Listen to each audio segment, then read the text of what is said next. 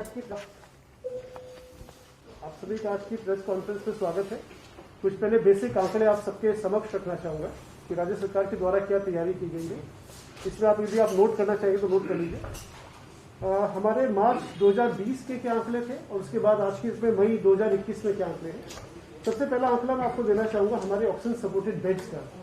Oxygen supported beds हमारे मार्च 2020 में 673 थे, 673। आज की डेट में हमारे ऑक्सीजन सपोर्टेड बेड 5500 के ऊपर है। तो 673 से ये आंकड़ा हमारा ऑक्सीजन सपोर्टेड बेड का 5500 बढ़ गया। इसी प्रकार से हमारे आईसीयू 216 थे मार्च 2020 में और अब ये आंकड़ा बढ़ के 1390 हो गया, 1390। तो आईसीयू हमारे सब्सटेंशियली बड़े हैं।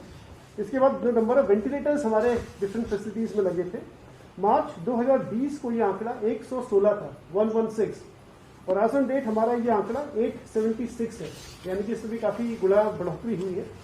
इसके बाद यदि आप ऑक्सीजन सिलेंडर्स देखेंगे तो ऑक्सीजन सिलेंडर्स जो हमारी अलग अलग फैसिलिटी में थे वो 1193 थे, 1193 हमारे मार्च 2020 में। आज की डेट में करीब 9900 सिलेंडर्स हैं जो हमारे डिफरेंट फैसिलिटीज में ऑपरेट कर रहे हैं। इसी प्रकार आप ऑक्सीजन कॉन्सेंट्रेटर्स का यदि देखेंगे, जो सबसे मेन, ये सारी चीजें वो मुख्य बिंदु हैं जो कोविड से फाइट करने के लिए सबसे महत्वपूर्ण है। ऑक्सीजन कॉन्सेंट्रेटर्स यदि आप देखेंगे तो मार्च 2020 में हमारे पास 214 थे, 214। आज ऑन डेट हमारा अब ये फिगर 275 थे और आज ऑन डेट ये फिगर हमारा 1293, 1293 हो गया, ऑलमोस्ट 5 गुना। इसी प्रकार हमारी एम्बुलेंसेज आप देखेंगे, करीब 214 एम्बुलेंसेज हमारे पास थी और अभी हमारे पास जो नई एम्बुलेंसेज है जिसमें एएलएस और बीएलएस एम्बुलेंस भी सम्मिलित है, ये करीब 360 के आसपास है। हमारी जो ट्रूनाट मशीन है, पिछले एक साल में हमने करीब 64 ट्रूनाट मशीन हमने अपने सारे हॉस्पिटल्स में लगाई है, अलग अलग हॉस्पिटल्स में। इसी प्रकार हमारी गवर्नमेंट टेस्टिंग जो एक ही लैब थी हमारे पास, आज के में 10 सरकारी लैब्स हमारा लगातार टेस्ट कर रही है। प्राइवेट टेस्टिंग लैब्स जो हमारे पास पिछले साल कोई नहीं थी, आज ऑन डेट हमारे पास 26 प्राइवेट लैब्स जो लगातार टेस्ट कर रही है। तो सब्सटैंशियली कोविड से फाइट करने के लिए राज्य सरकार के द्वारा पिछले एक साल में सब्सटैंशियल वृद्धि की गई है और हम लोग लगातार इसी पे ही आगे भी वृद्धि करेंगे। जैसे मैंने आपको पहले भी बताया है, हमारे आगे जो 15 दिन का फ्यूचर प्लान है उसमें हमारे एक 500 बेड की फैसिलिटी हम लोग सुशीला तिवारी में क्रिएट कर रहे हैं, जिसमें ऑलमोस्ट 100 बेड्स के हमारे आईसीयू इत्यादि होंगे। साथ ही साथ हमारा एक 500 बेड की फैसिलिटी ऋषिकेश में भी होगी, जिसमें अगेन हमारा 100 बेड का आईसीयू होगा जो एम्स में बनेगा। इसके अलावा हम जॉली ग्रांट में भी करीब 200-300 बेड ऑक्सीजन के ऐड करेंगे। साथ ही साथ हमारा अन्य जो हमारे गवर्नमेंट के हॉस्पिटल्स हैं उन सभी में ऑक्सीजन बेड सपोर्ट करने की लगातार कार्रवाई चल रही है। तो एक बेसिक आंकड़े में आपके समक्ष रखना चाहता था कि राज्य सरकार ने पिछले एक साल में किस प्रकार से तैयारी करी है और अगले 15 दिन में और क्या हमारा रोड मैप रहेगा। सर, आप वेंटिलेटर की बात कर रहे हैं, ऑक्सीजन का लेवल जो है अस्पतालों में उस मात्रा में नहीं जा रहा। भारत सरकार ने बकायदा इसके लिए एक आदेश भी जारी किया है कि अगर वेंटिलेटर लगाना है तो 25 एलपीएम में जो है उसको होना चाहिए। लेकिन हमारे इतना प्रेशर है ऑक्सीजन लाइनों में कि हम इन तरीके के वेंटिलेटर्स को इस्तेमाल कर सके लोगों के लिए। ये मैं बता रहा हूँ जरा, जो ऑक्सीजन सपोर्टेड बेड हैं उसमें 10 लीटर प्रति मिनट की दर से सप्लाई होनी चाहिए और जो आईसीयू बेड हैं उसमें 24 लीटर प्रति मिनट के साथ से सप्लाई होनी चाहिए। तो जितने बेड हमारे पास हैं, ऑक्सीजन सपोर्टेड बेड और आईसीयू बेड, इनके लिए हमें 165.18 मेट्रिक टन ऑक्सीजन चाहिए।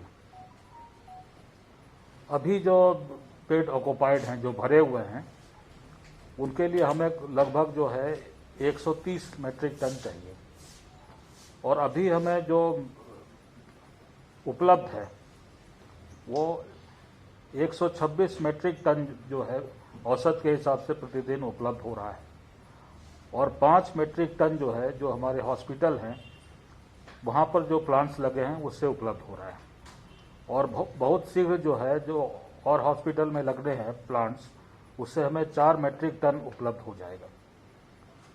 भारत सरकार ने जो एलोकेशन दिया है हमें वो है 183 मेट्रिक टन, लेकिन इसमें एक दिक्कत ये है कि इसमें हमारा 60 मेट्रिक टन जो है वो प्रदेश से बाहर से है और ये 40 मेट्रिक टन जमशेदपुर से है, लिंडे के प्लांट से, झारखंड राज्य में, और 20 मेट्रिक टन ये बंगाल से है, दुर्गापुर से। अब इसके लिए हमें 12 कंटेनर्स चाहिए जो हमें उपलब्ध होने चाहिए, क्योंकि वहाँ से आने में करीब 26-27 घंटे लगते हैं। तो लगातार सप्लाई जारी करने के लिए 12 कंटेनर्स चाहिए। आज हमें 2 कंटेनर उपलब्ध हुए हैं और शुक्रवार तक ये उम्मीद है कि हमें 4 कंटेनर और मिल जाएंगे। तो अभी जो स्थिति है वो जितने पेशेंट अभी हैं उस हिसाब से तो ठीक है। आगे आने वाले समय में ऑक्सीजन सप्लाई की हमें ज़रूरत पड़ेगी और जो बाहर से अलॉटमेंट किया है वो भी आवश्यकता उसकी पड़ेगी कि लगातार आपूर्ति होती रहे। सर लेकिन अस्पतालों के अगर हालात देखें कि लोड मरीजों का ज्यादा है, ऑक्सीजन की सप्लाई उस तरीके से नहीं हो पा रही है, जो बेड पे सप्लाई जानी है वहाँ से 2 और 3 LPM में ही जो है सप्लाई हो पा रही है, जबकि आपको खुद जो है जो 70 से नीचे ऑक्सीजन रेट पे जो जा रहा है उसको पहले जो 10 से ऊपर की चाहिए या 5 से ऊपर की चाहिए, लेकिन उसे 2 और 3 में कैसे जो आप एडजस्ट करवा पा रहे हैं, क्योंकि दूर में लगातार मौतों का आंकड़ा बढ़ता चला जा रहा है। तो कहीं ऐसा तो नहीं नहीं, ये ऑक्सीजन की कमी के चलते नहीं हो रहा है। सर जी, सुन लीजिए सर डेथ रेशियो हमारा बहुत बढ़ रहा है। कल हम उसका कारण एक बड़ा बिहार से भी बहुत आगे नहीं, उसका एक कारण ये जो निकल के आ रहा है कि लगभग 76% मौतें जो हैं वो हॉस्पिटलाइजेशन के 48 घंटे में हुई हैं। तो ये जो लेट एडमिशन है हॉस्पिटल्स में वो एक बहुत बड़ा कारण है। तो लोगों से भी ये अपील है आपके माध्यम से कि जब भी लक्षण दिखना शुरू होते हैं तो वो तत्काल उसका इलाज कराएं, उससे हम मौतों के का आंकड़ा जो है वो कम कर सकते हैं। सर ये एक शिकायत निकल के आ रही है कि जो लोग जिन लोगों को आईसीयू की जरूरत नहीं है वो आईसीयू घेर के बैठे हैं, और जो लोगों को आईसीयू की जरूरत है वो तड़प रहे हैं, उनको आईसीयू नहीं मिल पा रहा है। क्या किस तरह से मॉनिटरिंग हो रही है कि किसे हमें इसके लिए समिति गठित की गई है और वो लगातार जो है जितने हॉस्पिटल्स हैं उनको देखेगी। ज्यादातर ये शिकायत निजी अस्पतालों में। क्या मानक रहेगा सर? सर आपने कहा कि 48 घंटों के बाद जो डेथ हुई है, जब मरीज को बेड ही नहीं मिला तो कैसे हॉस्पिटल जाएगा? तो बहुत सारे ऐसे मरीज हैं जो एम्बुलेंस में डेथ हो रहे हैं। ये एक चीज हो सकती है, और उसमें ये जो शिकायत आप कह रहे हैं कि अनावश्यक रूप से लोगों को आईसीयू बेड दिए जा रहे हैं, ये एक कारण हो सकता है और इसकी जांच कराई जा रही है। इसके लिए समिति भी गठित है। सर 48 घंटे में तो आपकी आरटीपीसीआर रिपोर्ट भी नहीं आ रही, तो कैसे हाँ, तो उसमें ये है कि ये जो प्रोफाइलेक्टिक ट्रीटमेंट है वो उनको पहले ही दे दिया जाएगा। जब भी आप जांच कराएंगे तो जांच कराने के बाद बिना आरटीपीसीआर रिपोर्ट की प्रतीक्षा किए हुए उनको दवाइयाँ दे दी जाएंगी। इसमें पंकज पांडे एक्सप्लेन करेंगे। और ये समिति कब से काम करना शुरू करेगी? राज्य सरकार ने ये निर्णय लिया था इस डेथ को देखते हुए, जो आप बता रहे हैं गैप आ रहा है टेस्टिंग से और रिपोर्टिंग में, ये निर्णय लिया गया कि जो स्टैंडर्ड दवाइयां हैं कोविड से फाइट करने के लिए, अगर वो टाइम से शुरू की जाती हैं तो डेथ हम प्रिवेंट कर सकते हैं और सीवियरिटी कम कर सकते हैं। तो राज्य सरकार ने जो हमारी टेक्निकल कमेटी है उसके रिकमेंडेशन पे डिसाइड किया है कि हम जो भी टेस्टिंग करने के लिए देने के लिए आएगा, जो भी सैंपल देगा उसको उसी टाइम दवाई का हम किट दे देंगे, वो दवाई उसी दिन से खाना शुरू करेंगे। और ये व्यवस्था पूरे प्रदेश में हर जनपद में लागू हो गई है और हर जगह पर ये किट बंटनी शुरू हो गई है। सर लेकिन अगर हम धरातल की बात करें तो कहीं भी ना 2 हॉस्पिटल में बांटी जा रही है जो टेस्ट कराने के लिए आ रहे हैं, ना आसपास कहीं भी। तो सर इसको किस तरह से श्योर कर रहे हैं? हर जगह पे ये व्यवस्था प्रारंभ कर दी गई है। अभी कहीं कहीं हो सकता है कुछ गैप रह गए हो, लेकिन ये हर जिले से हम लोग रिपोर्ट ले रहे हैं डेली, ये प्रारंभ कर दिया गया है। जो भी लैब्स हैं जो गवर्नमेंट के सेटअप से जहाँ पे सैंपलिंग हो रही है वहां पे हम लोग कर रहे हैं। हम लोग इसको और एक्सपैंड कर रहे हैं, जहां पे भी एंटीजन टेस्ट हो रहा है, जहां पे प्राइवेट लैब कर रहे हैं, इस सबको हम कवर कर रहे हैं। स्टेप बाय स्टेप कवर करते जाएंगे। प्लान और टारगेट हमारा वही है कि हम जो डेथ है और जो सीवियरिटी है वो हम लोग कम कर पाए। सर एक वो DRDO की जो नई दवा है जिसको आपातकालीन स्थिति के लिए बात चल रही है, क्या हम लोगों की कोई बात चली है उस पर कि उसको यूज करने पे ऐसा कुछ बात हुई है? देखिए उसमें दवाई के बारे में मैंने कल पता कराया था, अभी उसका बहुत डिटेल नहीं उपलब्ध है। तो पूरा लिटरेचर होना चाहिए और हमारे डॉक्टर्स जो बेसिकली ट्रीट कर रहे हैं उनको उस दवाई का आइडिया होना चाहिए, क्योंकि ट्रीटमेंट अल्टीमेटली डॉक्टर्स को करना है, गवर्नमेंट को नहीं करना है। मैंने अपने डॉक्टर को शेयर किया वो इन्फॉर्मेशन जो मेरे पास आई थी, अगर डॉक्टर रिकमेंड करेंगे, उनको लगता है कि यूज किया जा सकता है पब्लिक इंटरेस्ट में, तो निश्चित रूप से उसको हम लोग करेंगे। सर ऑनलाइन जितनी भी वेबसाइट है उसमें अलग अलग हॉस्पिटल में बेड की उपलब्धता तो दिखाई दे रही है, लेकिन जमीनी तौर पर जब कोई पेशेंट जा रहा है बेड उपलब्ध हो ही नहीं रहे हैं, ये बड़ी दिक्कत है। अपडेट भी टाइम से नहीं होता। वेबसाइट पर तो सब उपलब्ध है। कागजों में तो है, हकीकत में नहीं। सर इसी के इनके सवाल के साथ एक चीज और नक्की बात कि प्रैक्टिकली हो क्या रहा है कि जैसे कोई फोन कर रहा है हॉस्पिटल को कि भाई आईसीयू बेड चाहिए या वेंटिलेटर चाहिए, तो साफ मना हो जाए कि न्यू फुल है कहीं। लेकिन अगर कोई किसी नेता से फोन कर रहा है तो वेंटिलेटर भी उपलब्ध हो जा रहा है। आम लोगों को कैसे हेल्प मिल पाएगी? आम आदमी कैसे रहेगा? आपने जो अभी जो इश्यू रेज किया है, ये हम लोग भी लगातार, राज्य सरकार भी इसके लिए सजग है। हम लोग आपने देखा होगा पिछले एक हफ्ते में 3-4 मीटिंग्स हम लोग प्राइवेट हॉस्पिटल्स के साथ ऑलरेडी कंडक्ट कर चुके हैं। एक मुख्य सचिव महोदय के स्तर पर भी बैठक हुई थी, जिसमें 4-5 बिंदु और 4-5 निर्देश बहुत कड़े शब्दों में सभी प्राइवेट हॉस्पिटल्स को कहे गए थे। फर्स्ट ऑफ ऑल यही था कि अपना जो हॉस्पिटल की बेड अवेलेबिलिटी का स्टेटस है, डेटा है, उसको लगातार अपडेट करते रहेंगे और जो वेबसाइट पे दिखा है वो ट्रूली रिफ्लेक्ट करना चाहिए। तो इसको हम लोग दोबारा डायरेक्शन हम लोग एक बार दोबारा उसको रिट्रेट कर देंगे।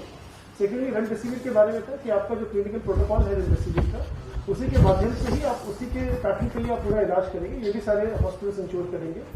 थर्ड है जो उनके पीआरओस के नंबर्स हैं जो वेबसाइट पे दिए गए हैं, वो लगातार नंबर्स उठाने चाहिए ताकि पब्लिक को किसी प्रकार की इनकन्वीनियंस ना हो। तो इस प्रकार के डायरेक्शन सभी मुख्य सचिव महोदय के द्वारा भी दिए गए हैं और हमने पहले भी सारे प्राइवेट हॉस्पिटल से मीटिंग करा था। सेकेंडली ऐसा आपको पता है लगातार हमारी स्पेशल एक टास्क फोर्स एक्टिव बनी है, जो आईजी साहब उसको लगातार कहीं पर कंप्लेंट्स इस प्रकार की आ रही है उसको भी हम लोग देख रहे हैं। साथ ही साथ हमने एक और टास्क फोर्स का गठन किया जिसमें डीएम और हमारे पुलिस और हमारे मेडिकल डिपार्टमेंट के रिप्रेजेंटेटिव होंगे, जो लगातार इन सारी शिकायतों पर चेक करके उस पर फिर आगे कार्रवाई करेंगे। सर रेमडेसिविर को लेकर जो है जो सीएमओ के माध्यम से प्राइवेट अस्पतालों को मुहैया कराई जा रही है, उसका भुगतान किस तरीके से जो प्राइवेट अस्पतालों से सीएमओ को किया जा रहा है, क्या उसके मानक है? देखिए, जो रेमडेसिविर के जो रेट्स हैं वो भारत सरकार ने तय किए हैं और जितने रेट तो गवर्नमेंट को उपलब्ध हो रही है वही उतना ही पैसे में उनको ट्रांसफर हो रही है प्राइवेट वालों को। और हमने एक डायरेक्शन ये भी दिया हुआ है कि प्राइवेट हॉस्पिटल भी उतने ही रुपए में फर्दर जो पेशेंट को उपलब्ध कराएंगे जितने रुपए में हमने उनको उपलब्ध कराई है। तो एक्स्ट्रा कोई चार्जेस नहीं लिए जाएंगे, ऑलरेडी डायरेक्शन दिए गए हैं। और ये मैं बताना चाहूंगा कि जो 4 कंपनी अलॉटेड है, जो जिनका कोटा अलॉटेड है हमारे स्टेट को, उन चारों को रेट अलग अलग है। तो कभी कम रेट वाली आती है, कभी ज्यादा रेट वाली आती है। जो भी आती है वो हम लोग सबको इमीडिएटली बांट देते हैं और जो भी रेट होता है उसमें मेंशन रहता है, क्योंकि बिल होते हैं साथ में, वहां से हमको कंपनी बिल मिलते हैं। तो कोई कम की है कोई ज्यादा की, लेकिन जो रेट हमको मिलता है एक्जैक्टली वही रेट पे उनको ट्रांसफर करते हैं। सर लेकिन आपके यहाँ से जीरो बिलिंग पर जो है उन लोगों को दिया जा रहा है, लेकिन उसके बावजूद पैसा लिया जा रहा है, वो पैसा किसी और मद में लिया जा रहा है, वो पैसा जा कहाँ रहा है? क्योंकि जब आप जीरो बिलिंग कर रहे हैं तो पैसा किस तरीके से जीरो बिलिंग का कोई मामला नहीं है। गवर्नमेंट एक्चुअली दो कंपनीज मैं बता रहा हूँ आपको, 2 कंपनीज हैं जिनको एडवांस पैसा जा रहा है। आप मैं बता रहा हूँ सर, मेरा सवाल ये है कि जो सीएमओ जो प्राइवेट हॉस्पिटल की बिलिंग कर रहा है वो जीरो की कर रहा है, तो आप पैसा कैसे ले रहे हैं उनसे? आप ये मामला मेरे संज्ञान में नहीं है, या आप मुझे ट्रांसफर कर दीजिए, निश्चित रूप से चेक करेंगे। मैं आपको बताना चाहूंगा, एक 2 कंपनी है जो एडवांस पेमेंट ले रही है, उसको हम लोग अपने बैंक अकाउंट से पैसा एडवांस ट्रांसफर कर रहे हैं। वो हमको पहले इनवॉइस से कुछ नहीं मिलता है, उसमें वो डायरेक्टली कंपनी को हम पैसा ट्रांसफर करते हैं, फिर वो लोग जब सप्लाई करते हैं उसी के साथ पूरा बिल देते हैं। वो पूरा बिल हमारे पास आता है, पूरा हमारे पास रिकॉर्ड मौजूद है। अगर सीएमओ भी जब आगे ट्रांसफर कर रहे हैं तो उनको भी उसी बिल के उस एवज से ही देना चाहिए बना के। अगर इसमें कोई गैप है तो निश्चित रूप से उसको चेक करके इसको सही किया जाएगा, उनको दिक्कत नहीं। सीएस सर, कुछ कर्मचारी संघ जो है ये कह रहे हैं कि 15 दिन के लिए सरकारी दफ्तर पूरे तरीके से बंद कर दिए जाएं।